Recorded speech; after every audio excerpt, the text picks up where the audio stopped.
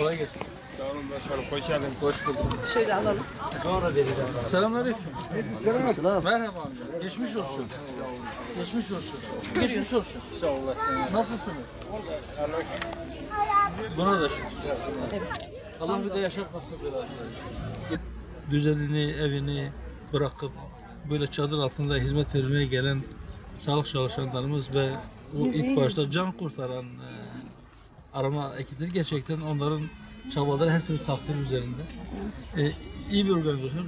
Şeyin çapına göre, felaketin çapına göre belki bazı yerlerde vatandaş şikayetli biraz gecikmeler oldu diye. Çapı düşününce bir şeyler olabilir. Evet. Ama inşallah her gün o eksikleri tamamlayıp üstüne koya koya gideceğiz inşallah. Allah size güç kuvvet versin. Çok teşekkür ediyorum. Allah kolaylık versin.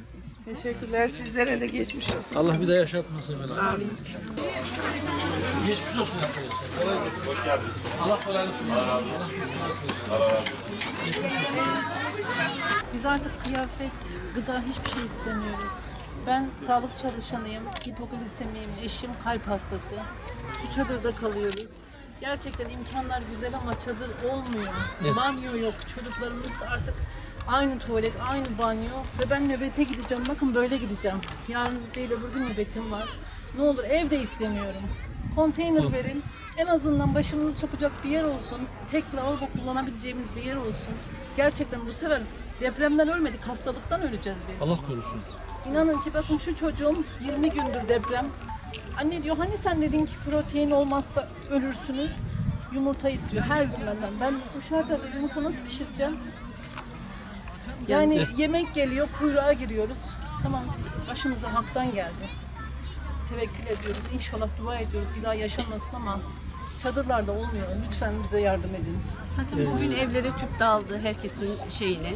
Ve tüpler tehlike. Vallahi tehlike. Ama şimdiki şu şartlara göre yapılacak bir şey yok. Tabii ki Ama ben düzene girecek evimden yani. tabak çanak getirmiyorum. Şimdi tüpte ben ne pişireceğim? İsim neydi bacım? Ne zaman? Şimdi ilk başta insanlar başımızı altına sokacak bir çadır olsa. Çadırdan sonra evet o bir aşama. Evet şu anda o yerleşik hayata geçinceye kadar en azından banyosu, tuvaleti içinde olan bir konteyner. Bu en doğal hal. Fakat on binlerce bina, 100 bini aşkın bağımsız bölüm yıkılmış ya da acilen yıkılması gerekiyor. Üstelik orta hasarlı olanları da şu anda girilmesini kimse istemiyor. Neden istemiyor? Çünkü artçılar devam ediyor ve bu artçılar da şiddetli. Evi belki ileride ufak takviyelerle, güçlendirmelerle ya da hiçbir şey yapmadan da oturulabilecek durumda olan evlere bile şu anda kimse girmiyor. Dolayısıyla bu kadar sayıda konteyner, yani bu şekilde bir felaketi kimse düşünmüyor. Şimdi mesela diyelim ki bir AFAD'ın bir planı vardı. Diyelim ki bir ilde bir felaket oldu. Kim yardım edecek? Çevre ilgi. Mesela diyelim ki Adıyaman'a kim yardım edecek? Etrafta kim var? Urfa var, Diyarbakır var, Maraş var, Malatya var, Gaziantep var. Hangisi depremden etkilenmemiş? Hepsi etkilenmiş. Dolayısıyla öbür taraflardan yani 10-11 il işte Gürün'ü de ilave ettiler. 12. ilin bir ilçesi. Bunlarla bence çap gerçekten çok büyük. İmkanı olmadığını bilmemiz lazım. Ben resmi bir görevim yok. Ben resmi ama biz dolaşıyoruz vatandaşın. En azından dokunmak istiyoruz ki biz sizin yanınızdayız. Sizin derdinizle dertleniyoruz. Elimizden gelen bir şey varsa onu yapacağız inşallah. Talepleri de biz ileteceğiz. Sizin isminizi ve iletişim numaranızı da alalım.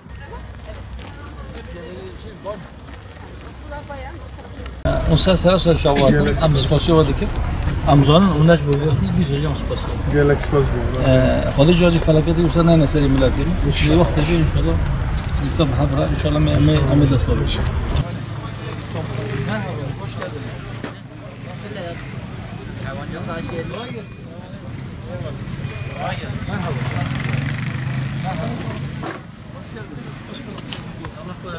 Kendi evin önünde mi çadır kurmak? Yok, o diyor halimize gelse evin önünde kurak yok. Oraya gidiyor, diyor valiliğe gidiyor. Orman şeyin oraya gidin, gidiyor Hasancık'ın oraya gidin. Yani bu sadıklar. Diyorlar çadıra ihtiyacı kalmadı. Kim diyor ya? Yani bir milletin içine gezin hani yarısı çadır yok. Geziyoruz da. Sen arkadaşın numarasını aldın mı? Teknoloji öğrenmeye çalışıyoruz.